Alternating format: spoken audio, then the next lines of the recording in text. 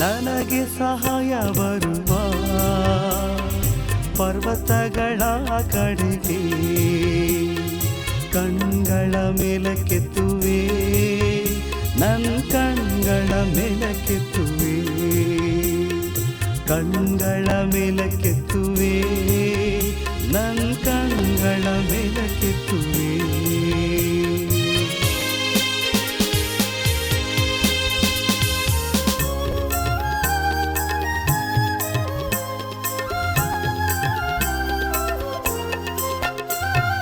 ಕಾಲು ಜಾರದಂತೆ ನಡೆಸುವ ನಿನ್ನ ಕಾಯುವವನು ತೂಕಡಿಸುವುದಿಲ್ಲ.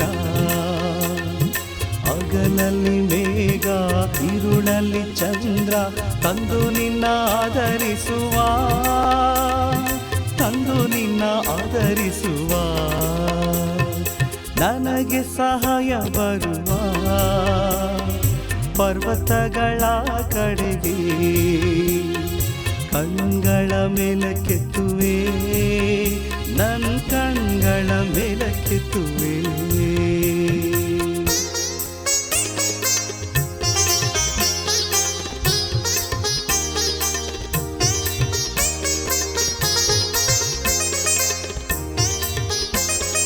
ನಿನ್ನ ಬಲಗಡೆಯಲ್ಲಿ ಕರ್ತನು ನೆರಳಾಗಿರುವನು.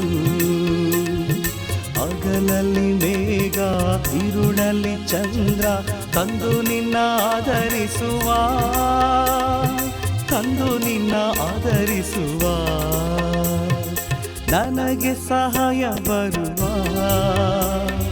ಪರ್ವತಗಳ ಕಡೆಗೆ ಕಣ್ಗಳ ಮೇಲಕ್ಕೆತ್ತುವೆ, ನನ್ನ ಕಣ್ಗಳ ಮೇಲಕ್ಕೆತ್ತುವೆ.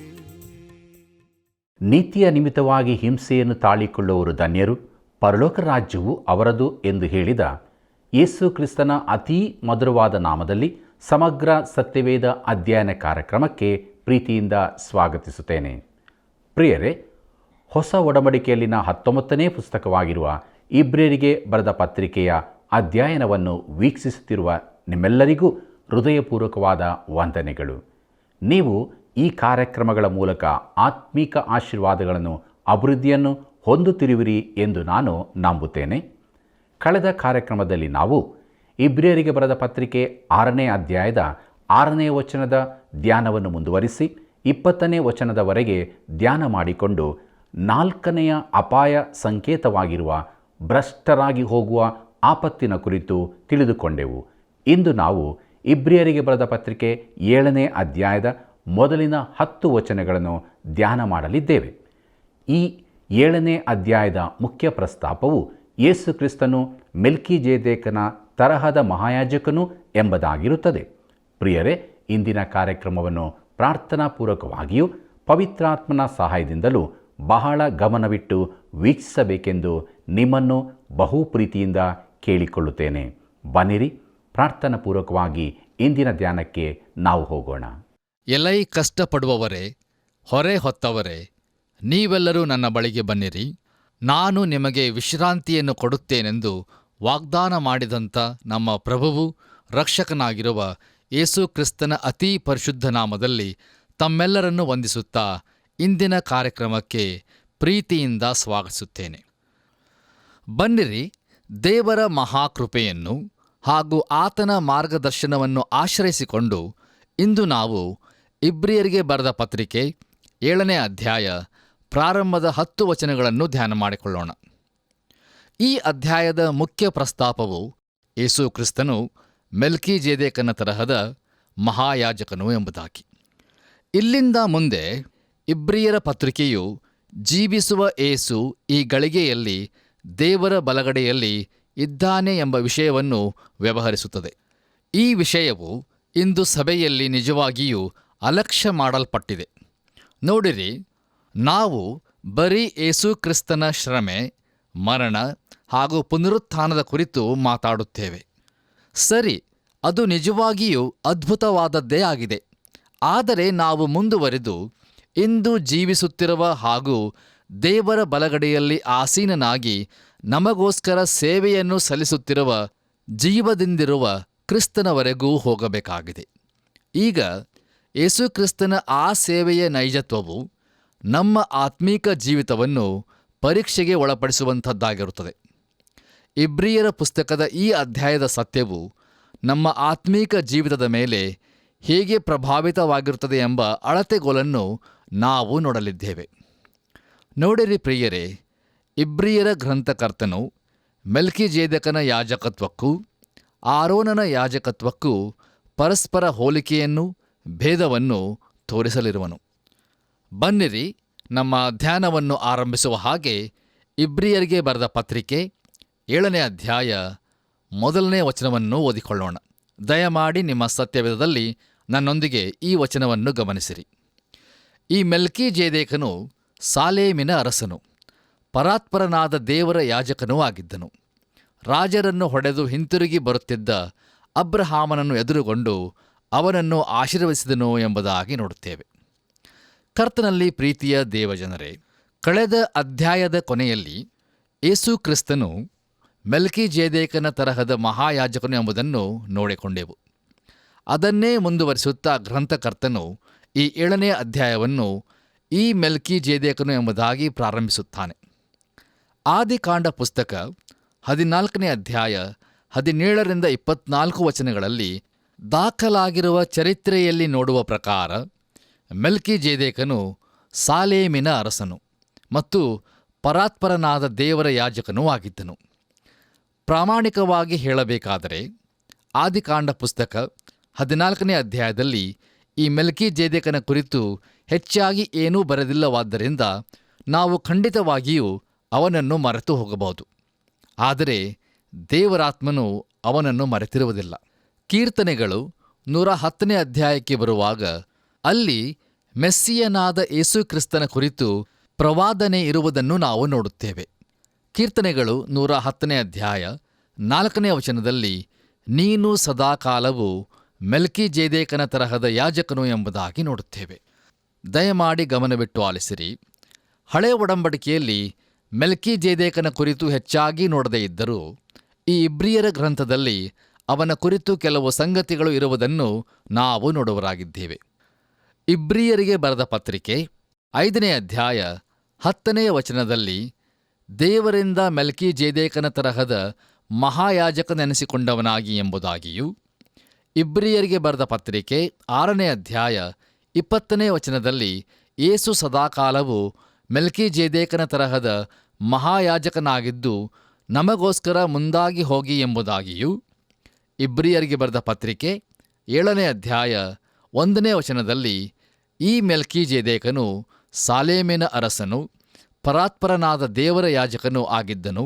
ರಾಜರನ್ನು ಹೊಡೆದು ಹಿಂತಿರುಗಿ ಬರುತ್ತಿದ್ದ ಅಬ್ರಹಾಮನನ್ನು ಎದುರುಗೊಂಡು ಅವನನ್ನು ಆಶೀರ್ವದಿಸಿದನು ಎಂಬುದಾಗಿಯೂ ನೋಡುತ್ತೇವೆ. ನೋಡಿರಿ, ಈ 7ನೇ ಅಧ್ಯಾಯದಲ್ಲಿ ಮೆಲ್ಕಿಜೇದೇಕನ ಕುರಿತು ನಾವು ಹೆಚ್ಚಾಗಿ ನೋಡಲಿದ್ದೇವೆ. ಈ ಅಧ್ಯಾಯದ ಕೀಲಿಕೈ ವಚನವು 17ನೇ ವಚನವಾಗಿರುತ್ತದೆ.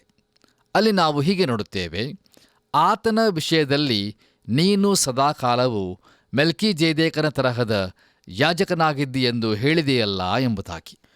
ಕರ್ತನಲ್ಲಿ ಪ್ರಿಯರೇ, ಯೇಸು ಕ್ರಿಸ್ತನು ಮೆಲ್ಕಿಜೇದೇಕನ ತರಹದ ಮಹಾಯಾಜಕನು ಎಂಬುದನ್ನು ನಾವು ನೋಡಲಿರುವುದರಿಂದ ಮೆಲ್ಕಿಜೇದೇಕನ ಕುರಿತು ಸಾಧ್ಯವಾದಷ್ಟು ಎಲ್ಲವನ್ನೂ ತಿಳಿದುಕೊಳ್ಳಲು ಪ್ರಯತ್ನಿಸೋಣ.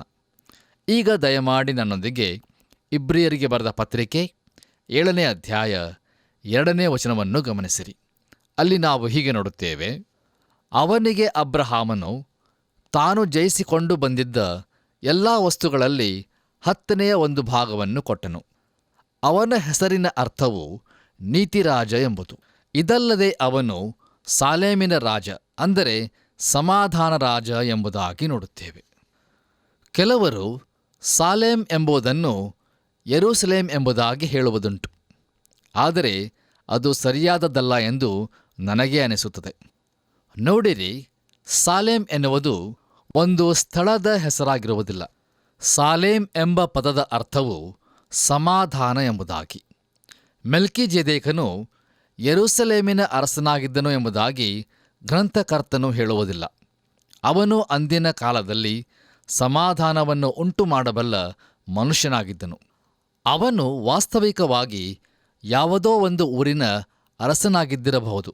ಹಾಗೆಂದ ಮಾತ್ರಕ್ಕೆ ಅವನು ಯೆರೂಸಲೇಮಿನ ಅರಸನಾಗಿರುವುದಿಲ್ಲ. ಆದರೆ ಅವನು ಸಮಾಧಾನದ ಅರಸನಾಗಿದ್ದನು. ಕರ್ತನಲ್ಲಿ ಪ್ರಿಯರೇ, ಮೆಲ್ಕಿಜೆದೇಕನು ನೀತಿ ರಾಜನಾಗಿದ್ದನು. ಅದುವೇ ಆ ಹೆಸರಿನಲ್ಲಿರುವ ಅರ್ಥವಾಗಿದೆ. ನೋಡಿರಿ, ಇಬ್ರಿಯ ಭಾಷೆಯ ಮೆಲೆಕ್ ಎಂಬುವುದು ರಾಜನು ಅಥವಾ ಅರಸನು ಎಂಬ ಅರ್ಥವನ್ನು ಕೊಡುತ್ತದೆ ಮತ್ತು ಟ್ಸಿಡೇಕ್ ಎಂಬುದು ನೀತಿ ಎಂಬ ಅರ್ಥವನ್ನು ಕೊಡುತ್ತದೆ. ಆದ್ದರಿಂದಲೇ ಪ್ರವಾದಿಯಾದ ಯೆರೆಮೀಯನು ಯೆಹೋವ ಟ್ಸಿಡ್ಕೇನು ಕುರಿತು ಮಾತಾಡುತ್ತಾನೆ. ಅಂದರೆ ಅದರ ಅರ್ಥವು ಯೆಹೋವನೇ ನಮ್ಮ ನೀತಿ ಎಂಬುದಾಗಿ. ಪ್ರಿಯರೇ, ಮೆಲ್ಕಿಜೆದೇಕನು ಯೇಸುಕ್ರಿಸ್ತನ ನಮೂನೆಯಾಗಿದ್ದು ಆತನನ್ನು ಹಲವಾರು ವಿಭಿನ್ನ ರೀತಿಗಳಲ್ಲಿ ಪ್ರತಿನಿಧಿಸುತ್ತಾನೆ. ಅವನು ಸಮಾಧಾನದ ಅರಸನು, ಅವನು ನೀತಿರಾಜನು. ಯೇಸುಕ್ರಿಸ್ತನು ನಮ್ಮ ಅರಸನಾಗಿರುವನು, ಆತನು ನೀತಿವಂತನಾಗಿರುವನು ಮತ್ತು ಆತನು ನಮಗಾಗಿ ನೀತಿಯಾಗಿ ಮಾಡಲ್ಪಟ್ಟನು. ಮೆಲ್ಕಿಜೆದೇಕನು ಪರಾತ್ಪರನಾದ ದೇವರ ಯಾಜಕನಾಗಿದ್ದನು. ನಮ್ಮ ಕರ್ತನಾದ ಯೇಸುಕ್ರಿಸ್ತನು ನಮ್ಮ ಶ್ರೇಷ್ಠವಾದ ಮಹಾಯಾಜಕನಾಗಿರುವನು.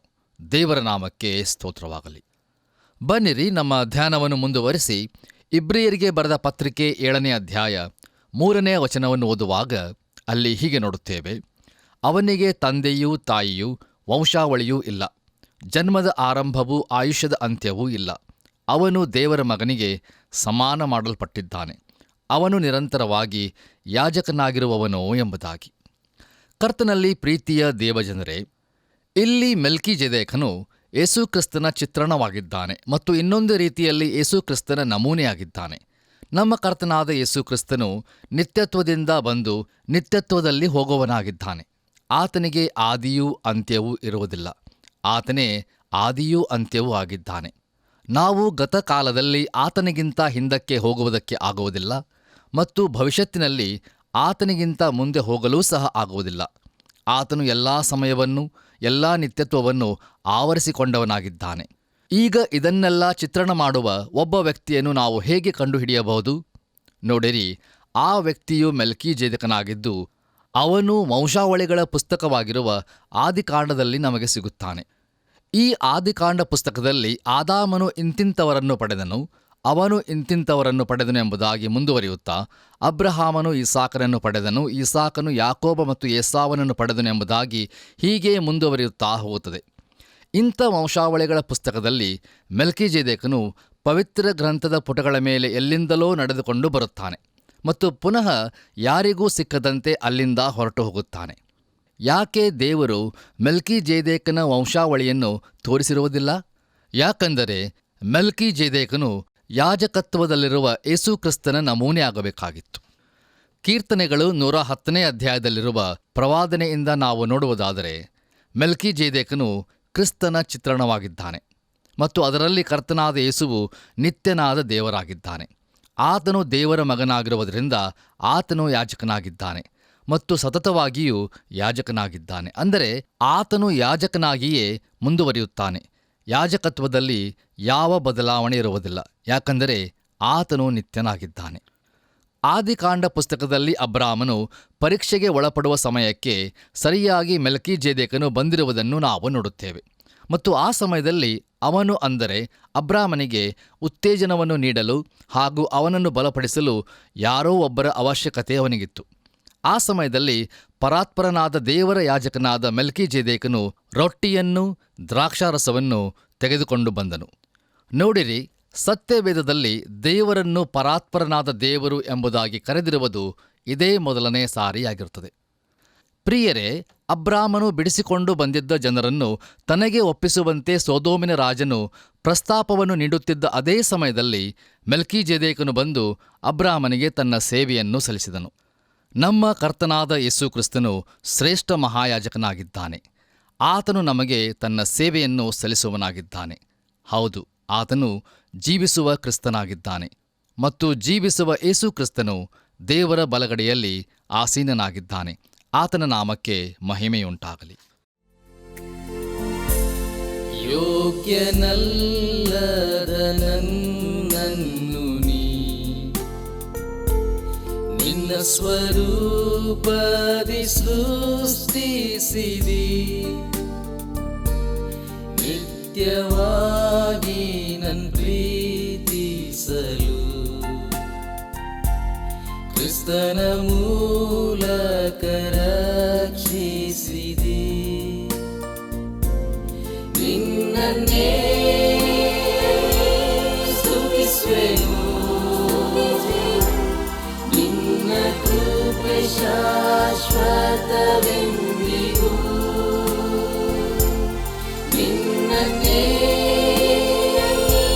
ಸ್ತುತಿಸುವೆನು, ನಿನ್ನ ಕೃಪೆ ಶಾಶ್ವತವೆಂದಿಗೂ.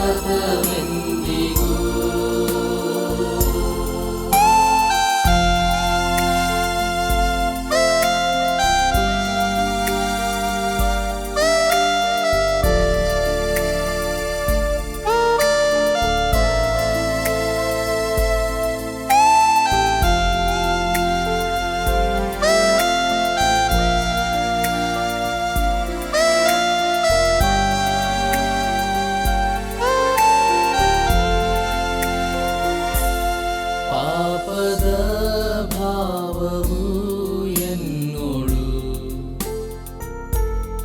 ಇದ್ದರೂ ನನ್ನ ಪ್ರೀತಿಸಿರಿ, ನಿನ್ನ ಆತ್ಮನ ದಾನವನಿ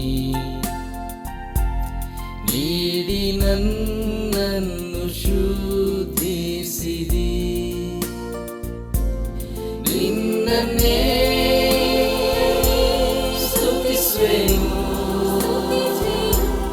ನಿನ್ನ ಕೃಪೆ ಶಾಶ್ವತವೆಂದಿಗೂ. ನಿನ್ನನ್ನೇ ಸ್ತುತಿಸುವೆನು, ನಿನ್ನ ಕೃಪೆ ಶಾಶ್ವತವೆಂದಿಗೂ.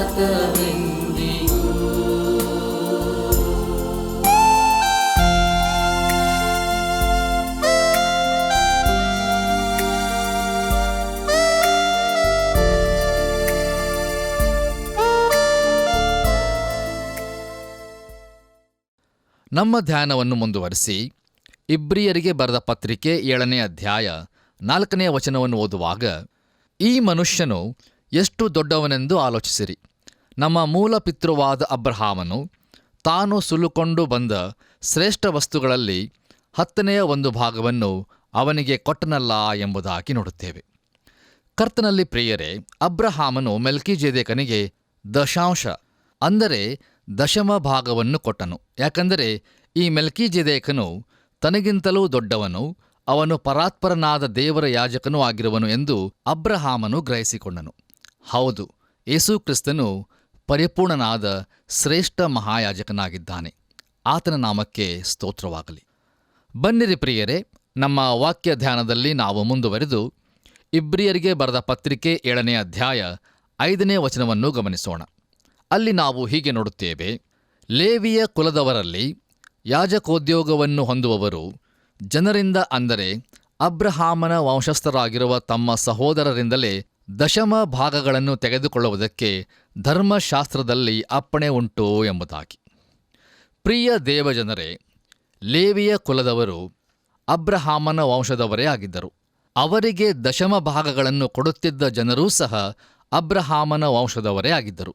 ಹೀಗಿರುವಾಗಲೂ ಬೇರೆ ಎಲ್ಲ ಕುಲದ ಜನರು ತಮ್ಮ ದಶಮ ಭಾಗಗಳನ್ನು ಲೇವಿಯ ಕುಲದವರಿಗೆ ಕೊಡಬೇಕೆಂಬುದು ದೇವರ ಅಪ್ಪಣೆಯಾಗಿತ್ತು. ನಮ್ಮ ಧ್ಯಾನವನ್ನು ಮುಂದುವರಿಸಿ ಇಬ್ರಿಯರಿಗೆ ಬರೆದ ಪತ್ರಿಕೆ 7ನೇ ಅಧ್ಯಾಯ 6ನೇ ವಚನವನ್ನು ಓದುವಾಗ, ಆದರೆ ಅವರ ವಂಶಾವಳಿಗೆ ಸೇರದೇ ಇರುವ ಮೆಲ್ಕಿಜೆದೇಕನು ಅಬ್ರಹಾಮನಿಂದಲೇ ದಶಮ ಭಾಗಗಳನ್ನು ತಕ್ಕೊಂಡದ್ದಲ್ಲದೆ ದೇವರಿಂದ ವಾಗ್ದಾನಗಳನ್ನು ಹೊಂದಿದವನಾಗಿ ಅವನಿಗೆ ಆಶೀರ್ವಾದ ಕೊಟ್ಟನು ಎಂಬುದಾಗಿ ನೋಡುತ್ತೇವೆ. ಕರ್ತನಲ್ಲಿ ಪ್ರಿಯ ಸಹೋದರ ಸಹೋದರಿಯರೇ, ಅಬ್ರಹಾಮನು ಮೆಲ್ಕಿಜೆದೇಕನಿಗಿಂತಲೂ ಶ್ರೇಷ್ಠನಾಗಿರುವನು ಎಂಬುದಾಗಿ ನಾವು ತಿಳಿದುಕೊಳ್ಳಬಹುದು. ಆದರೆ ಅವನು ಹಾಗಿರಲಿಲ್ಲ.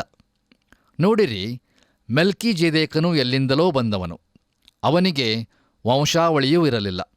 ಆದರೆ ಅವನಿಗೆ ದೇವರ ಕುರಿತು ಮಾಹಿತಿ ಎಲ್ಲಿಂದ ದೊರಕಿತು ಎಂಬುದು ನಮಗೆ ತಿಳಿದಿರುವುದಿಲ್ಲ, ಹಾಗೂ ಅವನ ಹಿನ್ನೆಲೆಯನ್ನೂ ಸಹ ನಾವು ತಿಳಿದಿರುವುದಿಲ್ಲ. ನೋಡಿರಿ, ಯಾರಾದರೂ ಒಂದು ವೇಳೆ ಅವನ ಬಗ್ಗೆ ಹೆಚ್ಚಿನದನ್ನು ಹೇಳಲು ಪ್ರಯತ್ನಿಸುವುದಾದರೆ ಅವರು ಕೇವಲ ಊಹಿಸುತ್ತಿರುವರು ಎಂಬುದಾಗಿ ನಾವು ತಿಳಿದುಕೊಳ್ಳಬಹುದು. ಹಾಗೆಯೇ ನಮ್ಮ ಕರ್ತನಾದ ಯೇಸುಕ್ರಿಸ್ತನ ಕುರಿತು ವಿವರಿಸಲಾಗದ ಅನೇಕ ಸಂಗತಿಗಳು ಇರುತ್ತವೆ. ಯಾಕೆಂದರೆ ಆತನು ದೇವರಾಗಿದ್ದಾನೆ. ಆತನು ಇಂದು ನಮ್ಮ ಶ್ರೇಷ್ಠ ಮಹಾಯಾಜಕನಾಗಿದ್ದಾನೆ ಎಂಬುದನ್ನು ನಾವು ತಿಳಿದುಕೊಳ್ಳುವುದು ಬಹಳ ಅವಶ್ಯವಾಗಿರುತ್ತದೆ. ಮುಂದುವರಿದು ನಾವು 7ನೇ ವಚನವನ್ನು ಓದುವಾಗ ಅಲ್ಲಿ ಹೀಗೆ ನೋಡುತ್ತೇವೆ: ಆಶೀರ್ವಾದ ಹೊಂದುವವನಿಗಿಂತ ಆಶೀರ್ವದಿಸುವವನು ದೊಡ್ಡವನು ಎಂಬುದು ವಿವಾದವಿಲ್ಲದ ಮಾತಷ್ಟೇ ಎಂಬುದಾಗಿ. ಕರ್ತನಲ್ಲಿ ಪ್ರಿಯ ದೇವಜನರೇ, ಅಬ್ರಹಾಮನು ತನಗಿಂತಲೂ ಶ್ರೇಷ್ಠನಾಗಿದ್ದ ಮೆಲ್ಕಿಜೆದೇಕನಿಂದ ಆಶೀರ್ವದಿಸಲ್ಪಟ್ಟನು. ಅದೇ ರೀತಿ ನಾವೂ ಸಹ ನಮ್ಮ ಕರ್ತನಾದ ಯೇಸುಕ್ರಿಸ್ತನ ಮುಂದೆ ಬಾಗಿ ಆತನನ್ನು ಆರಾಧಿಸುವಾಗ ಆತನ ಶ್ರೇಷ್ಠತೆಯನ್ನು ಗುರುತಿಸುವವರಾಗಿರುತ್ತೇವೆ. ನಾವು ಮುಂದುವರಿದು ಇಬ್ರಿಯರಿಗೆ ಬರೆದ ಪತ್ರಿಕೆ 7ನೇ ಅಧ್ಯಾಯ 8ನೇ ವಚನವನ್ನು ಓದುವಾಗ ಅಲ್ಲಿ ಹೀಗೆ ನೋಡುತ್ತೇವೆ: ಇದಲ್ಲದೆ ಲೇವಿಯರ ಕ್ರಮವನ್ನು ನೋಡಿದರೆ ಸಾಯತಕ್ಕ ಮನುಷ್ಯರು ದಶಮಭಾಗಗಳನ್ನು ತಕ್ಕೊಳ್ಳುತ್ತಾರೆ, ಆದರೆ ಮೆಲ್ಕಿಜೆದೇಕನ ಕ್ರಮವನ್ನು ನೋಡಿದರೆ ಜೀವಿಸುತ್ತಿದ್ದಾನೆಂದು ಸಾಕ್ಷಿ ಹೊಂದಿರುವವನು ತಕ್ಕೊಳ್ಳುತ್ತಾನೆ ಎಂಬುದಾಗಿ. ಕರ್ತನಲ್ಲಿ ಪ್ರಿಯ ದೇವಜನರೇ, ಇಲ್ಲಿ ಸಾಯತಕ್ಕ ಮನುಷ್ಯರು ಎನ್ನುವಂಥದ್ದು ಲೇವಿಯ ಕ್ರಮದ ಯಾಜಕರ ಕುರಿತು ಹೇಳುತ್ತದೆ. ಆದರೆ ಮೆಲ್ಕಿಜೆದೇಕನ ಕ್ರಮವನ್ನು ನೋಡುವುದಾದರೆ ನಮ್ಮ ಕರ್ತನಾದ ಯೇಸುಕ್ರಿಸ್ತನು ಸದಾ ಜೀವಿಸುವವನಾಗಿದ್ದಾನೆ. ನಾವು ನಮ್ಮನ್ನೇ ಆತನಿಗೆ ಸಮರ್ಪಿಸಬಹುದು ಮತ್ತು ಆತನು ನಮ್ಮನ್ನು ಸ್ವೀಕರಿಸಿಕೊಳ್ಳುತ್ತಾನೆ. ನೋಡಿರಿ, ನಮ್ಮನ್ನು ನಾವು ಆತನಿಗೆ ಸಮರ್ಪಿಸಿಕೊಳ್ಳುವಾಗ ಆತನಿಗೆ ಹೆಚ್ಚಿನದೇನೂ ಸಿಕ್ಕುವುದಿಲ್ಲ. ಹೀಗಿರುವಾಗಲೂ ಆತನು ನಮ್ಮನ್ನು ಬಹು ಪ್ರೀತಿಯಿಂದ ಸ್ವೀಕರಿಸಿಕೊಳ್ಳುತ್ತಾನೆ. ದೇವರಿಗೆ ಮಹಿಮೆಯುಂಟಾಗಲಿ. ಬನ್ನಿರಿ, ನಾವು ಕೊನೆಯದಾಗಿ ಇಬ್ರಿಯರಿಗೆ ಬರೆದ ಪತ್ರಿಕೆ 7ನೇ ಅಧ್ಯಾಯ 9 ಹಾಗೂ 10ನೇ ವಚನಗಳನ್ನು ಓದಿಕೊಳ್ಳೋಣ. ದಯಮಾಡಿ ನಿಮ್ಮ ಸತ್ಯವೇದದಲ್ಲಿ ನನ್ನೊಂದಿಗೆ ಈ ವಚನಗಳನ್ನು ಗಮನಿಸಿರಿ. ಇದು ಮಾತ್ರವಲ್ಲದೆ ದಶಮ ಭಾಗಗಳನ್ನು ತಕ್ಕೊಳ್ಳುವ ಲೇವಿಯೂ ಕೂಡ ಅಬ್ರಹಾಮನ ಮೂಲಕ ದಶಮ ಭಾಗಗಳನ್ನು ಕೊಟ್ಟ ಹಾಗಾಯಿತೆಂದು ಹೇಳಬಹುದು. ಹೇಗೆಂದರೆ ಮೆಲ್ಕಿಜೆದೇಕನು ಲೇವಿಯ ಮೂಲಪುರುಷನನ್ನು ಎದುರುಗೊಂಡಾಗ ಲೇವಿಯು ತತ್ವರೂಪವಾಗಿ ಇವನೊಳಗೆ ಇದ್ದನೋ ಎಂಬುದಾಗಿ ನೋಡುತ್ತೇವೆ.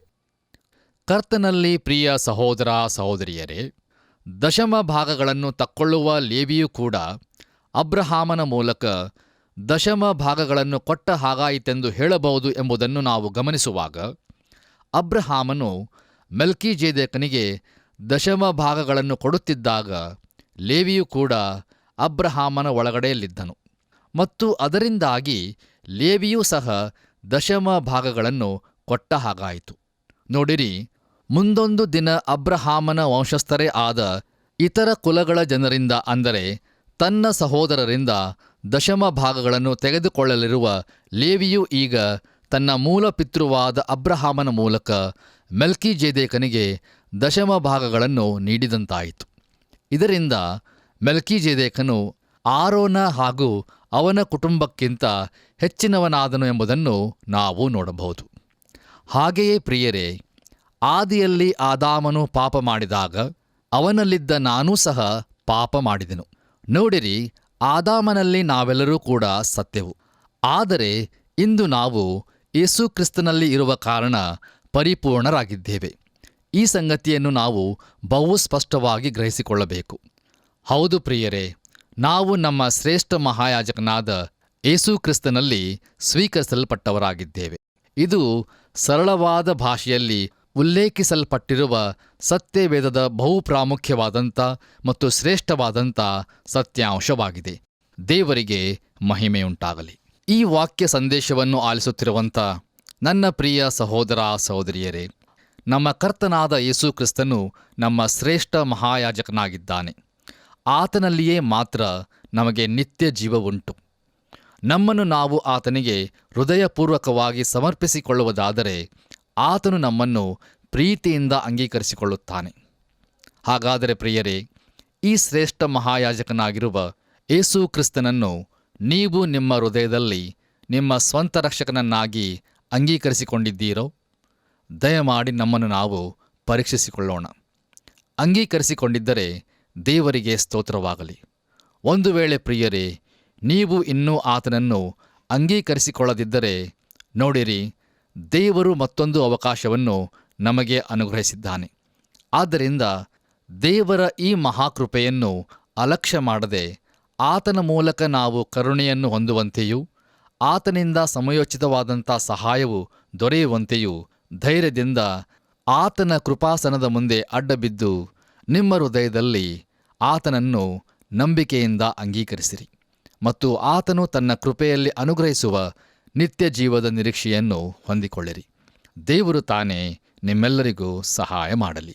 ಪ್ರಿಯರೇ, ಇಲ್ಲಿಯವರೆಗೆ ನಾವು ಇಬ್ರಿಯರಿಗೆ ಬರೆದ ಪತ್ರಿಕೆಯ 7ನೇ ಅಧ್ಯಾಯದ ಮೊದಲಿನ 10 ವಚನಗಳ ಧ್ಯಾನವನ್ನು ವೀಕ್ಷಿಸಿದ್ದೇವೆ.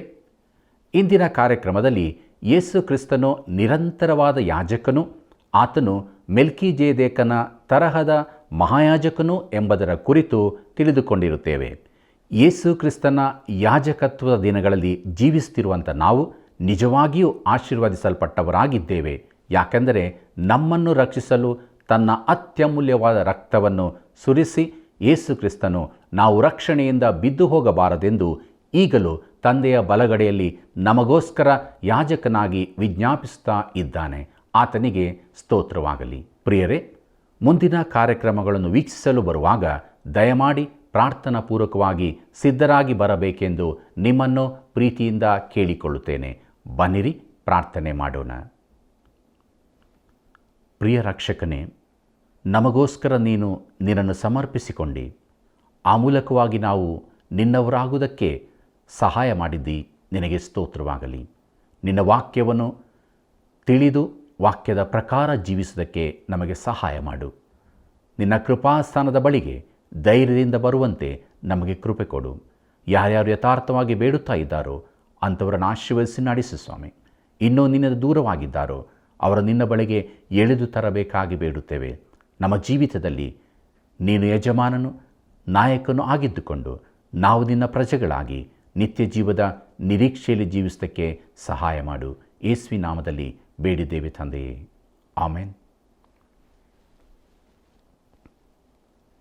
ಪ್ರಿಯರೇ, ನೀವು ವೀಕ್ಷಿಸುತ್ತಿರುವ ಕಾರ್ಯಕ್ರಮವು ನಿಮಗೆ ಹೊಸ ನಿರೀಕ್ಷೆಯನ್ನು ಹುಟ್ಟಿಸಿದೆ ಎಂದು ನಾವು ಬಲ್ಲೆವು.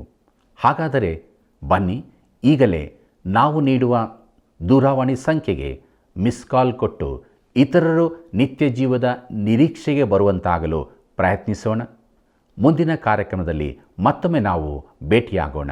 ದೇವರ ದಯೆಯು ಸದಾ ನಿಮ್ಮೆಲ್ಲರೊಂದಿಗಿರಲಿ. ಈ ಕಾರ್ಯಕ್ರಮ ನಿಮಗೆ ಇಷ್ಟವಾಯಿತೆ? ಈಗಲೇ ಒಂದು ಮಿಸ್ಡ್ ಕಾಲ್ ಕೊಡಿರಿ. ಮುಂದಿನ ವಿಜೇತರು ನೀವಾಗಿರಬಹುದು.